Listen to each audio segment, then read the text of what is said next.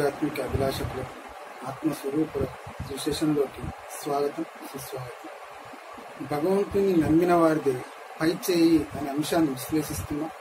చివరిగా మనిషి జీవితంలో మనస్సు సర్వోత్కృష్టమైన ప్రేమ అనే లక్ష్యం వైపు మనసు మొగ్గు చూపే సమయం ఆసన్నమవుతుంది.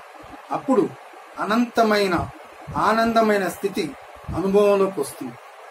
మనం అప్పుడు అటువంటి స్థితిలో సుస్థిరమైన మనసును సాధించినప్పుడు మనస్సును స్వాధీనం చేసుకున్నట్లే కదా. ఇప్పుడు మరి మనస్సును స్వాధీనం చేసుకోవడం ఎలా అనే ప్రశ్నకు సంపూర్ణమైన సమాధానం లభించినట్టుగా భావించవచ్చు. మనం ఇవన్నీ భగవంతుని నమ్మిన వారికి వర్తిస్తాయి.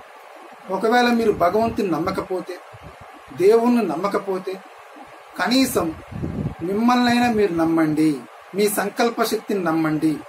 మీ సంకల్ప శక్తిని ఉపయోగించి మీ గుణాలను అధిగమించండి. తద్వారా మీరు మనసును స్వాధీనం చేసుకోగలుగుతారు. అంటే భగవంతుని నమ్మిన వారైనా సరే, భగవంతుని నమ్మని వారైనా సరే మనసును స్వాధీనం చేసుకోవడం సాధ్యమే. మనసును స్వాధీనం చేసుకోవడం కంటే గొప్ప వరం ఇంకేముంటుంది?